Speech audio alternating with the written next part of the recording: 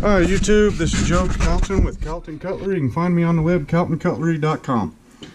So, decided to do a quick video on this little key ferro rod that I like to carry. So, you know, a lot of ferro rods, they're kind of big and bulky. And the little bitty ones, like what this one is, it's just a little 1/8 inch.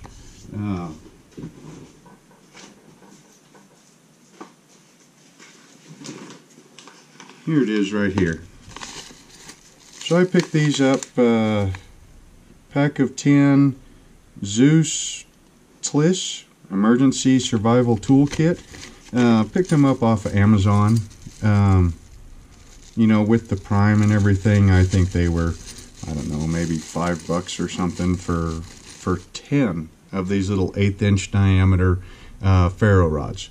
Now, what I did is I took one ferro rod. These are 1/8 inch, no, maybe a little bit bigger than an 1/8 inch. They are 160 thousandths, so that would be 5/32, you know, something like that. Anyway, they're 2 inches long. Now, if you were to try to use one of these as it is, you'd get maybe a half a dozen fires out of it, maybe a dozen fires, something like that, before you would scrape it down to where it's so thin it would break off. I don't know how many of you guys were, or how many of you folks were Boy Scouts or Girl Scouts, I suppose. And you got the little, and I tried looking for my old one, but I couldn't find it. But it's one of these little bitty ferro rods that's stuck in a little piece of plastic, and it comes with a little striker, which honestly, that striker I never had really good luck with, so I was just used a pocket knife. And then you know, it went on your keychain, and that way you could carry it with you every day. Well, those things, you know, I remember probably my first one. We were on a Boy Scout trip, and you know, they gave it to us after we got our little fire making card, something like that. And of course, you know, it was in the evening time, so we go around, you know, striking sparks in the air, you know, just watching the spark bursts. Well, that works great, except for you wear the thing to about halfway and then it snaps right off because it's not supported. This is also the same size of the one that's on the magnesium block, and so you'll have one like this that's set on that magnesium block. Now those things, I think my old one from back when I was a kid, I scraped that thing down so far to where I was pretty much scraping magnesium with every, you know, part of the block off with every single time I lit a fire with it. So what I wanted to do now, or what I wanted to do, a couple months ago or so, was make a keychain version. You know, and I didn't want anything that was longer than my normal keys. And this one's just a hair shorter than my boy's Volkswagen key, so it's pretty good. So I took an old house key, just a standard, I think that's a 6 or a 7 pin key in the knob type house key. And then if you'll see on, like, here's one that isn't modified. One side's got a groove cut right down in the middle of it.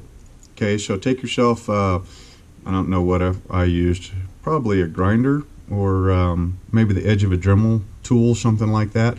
And I just kind of widened that groove out a little bit.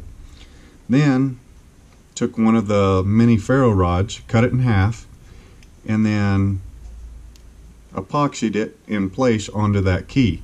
Now I think I used, you could use 5-minute epoxy. I want to say I used the new fancy super glue with the spray activator that I've been using on pocket knives. Honestly, I did that just to see how well it would hold up. And it's actually held up really well. I mean, I did have it pop off.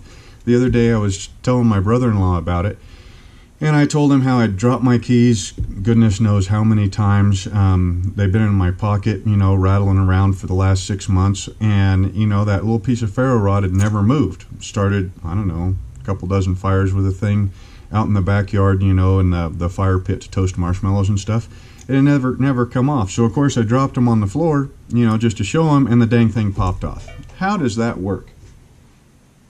Uh-oh, Doc's in the background. I don't know if I don't know if Doc's been in any of the videos yet, but there's Doc. Doc, hey, come say hi. He's one of the puppies that we kept. He's almost a year old. His brother Wyatt, you guys get to see him all the time in the videos. He'll be curled up on this chair right behind me, but I think this is the first time Doc's been in one. Anyway, so yeah, so what this does is it gives you the small handy package, you know, that like the Boy Sprout ferro rods do, but without the extra length. And that key, even though it's a very thin piece of brass, supports that that ferro rod well enough to where you can, you know, you don't have to worry about it breaking in half once you get down a little ways. So to start the fire that I did in the intro, how you like that? I started with something a little bit exciting before I got to talking too much. I just grabbed some cottonwood bark. Cottonwood's really good for this because it, you know, the older trees, once they've died, you usually get a ton of this stuff in between the wood and the outer layer of the bark. So I just grab some of this here, and then, of course, you want it dry. You know, the underside of branches, the leeward side, you know, the side that doesn't have the wind, on the trunk of a tree. Typically, boy, this is really dry stuff. It's dusting up on me pretty good. So you roll it between your hands one way, makes like a little oblong shape. Turn it the other way, rub it the other way a little bit, you know, tear it apart. Generally just, you know, beat the crap out of it until it breaks up into small fibers. And then one thing that I really like about these ferro rods for fire starting is, you know, I live in Wyoming, and at least this part of Wyoming has got a ton of wind. You guys have seen the Wyoming wind chain. It's a section of ship anchor chain, and it's hanging on the side of I think it's hanging on a big old piece of pipe. And there's a sign underneath it that says Wyoming wind chain. If it's, you know, just straight up and down, they said, you know, call the authorities, you know, something's got to be wrong. If that, now we're talking anchor chain, you know, so the links are, you know, that big around, probably, you know, that big in diameter steel. So anyway, if it's, you know, at 45 degrees, hey, you know, welcome to Wyoming, it's a normally windy day.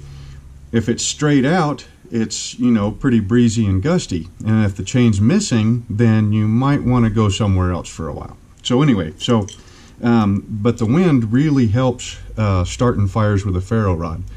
Because or with flint and steel, either one. Because once you get a spark to catch, on a little bit damper stuff than this stuff will just light right up really easy. I mean, you put a spark in there, these things throw such a hot spark that spark will catch, burn, and then, you know, burst into flames on its own. Out in the wind, it's even better, because the first thing you do when you see somebody, they get a spark, then they grab the whole bundle up and they pull it up like this and they blow into it. Well, here in Wyoming, you don't even have to worry about doing that. You just strike the spark and you've got enough wind going by that it'll start it for you. But here in the shop, it'll work just fine. So, you probably can't see what I'm doing here. There we go. So when I start fires like this, what I like to do is brace my scraper hand against the ground or wherever it is that the tinder bundle is. Okay. Then I move the ferro rod away from it, and what that does is this side of the striker, it kind of acts as a deflector, and any sparks that come straight up, it deflects into your tinder bundle. So it usually works pretty good. And then you don't have to worry quite so much about getting your, you know, knocking your tinder bundle all over the place. Now watch. now that I'm doing it on camera, it'll take forever and a day.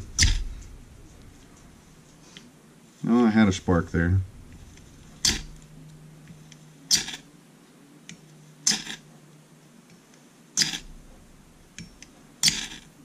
Oh, come on. Maybe I got a bad part of it.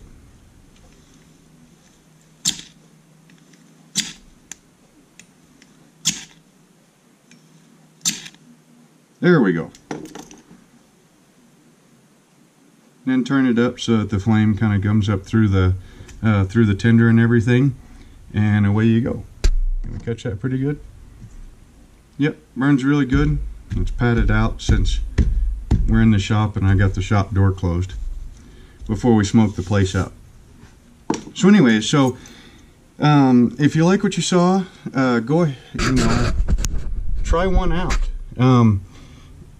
With this idea and this super glue, it works really good so far as I've seen. So I'll probably make up some more of these, and test them out a little bit more. I probably won't sell them just because it's so easy. Anybody can do that, and you get a whole bunch of these things for, I want to say $5, might even have been shipped from Amazon. Anyway, I hope you enjoyed the video. I hope you decide, or make one of these up, try it out, see if you like it, see if you don't. The nice thing about this is that it'll always be on you. As long as that glue holds, and you might try drilling a little hole at the very end and sticking a piece of wire in there, just in case the glue ever did fail, and I might do that. I think maybe I'll do that this afternoon. And it being with you all the time, that is the really cool part. I'll tell you one more story and then I'll let you go. The toughest fire I've ever started with a ferro rod, actually I was up elk hunting. And you might think it's funny, I don't know. I just killed my very first elk, old lead cow. Honestly, I don't even know how I made the shot. She was 125 yards away. I was kind of low on the top of a hill, and she was on the other hillside. And the grass was so tall that I couldn't get a kneeling position, much less sitting or prone. And so that's why I was taking the shot from offhand. And I was so excited because it was my very first elk ever. And man, them crosshairs were spending more time off of her body than what they were. But somehow or other, I pulled the shot off, and down she went. Well, so I went over, made sure she was down, and then I went to, I'm a pretty heavy smoker, so I lit a smoke. Well, my Zippo, of course, was out of fluid that day. Well, you know how Zippos are. They always run out of fluid at the worst possible time. So I ended up rummaging in my pack and pulled out my old ferro rod and started a fire just so I could light that smoke. I'm not sure if I'm going to put that in the video or not, so we might play around with my editing skills. Anyway, I hope you enjoy the video. Try one of these out, see if you like it. If you want to, you can visit me on the web, caltoncutlery.com, and we will see you next time.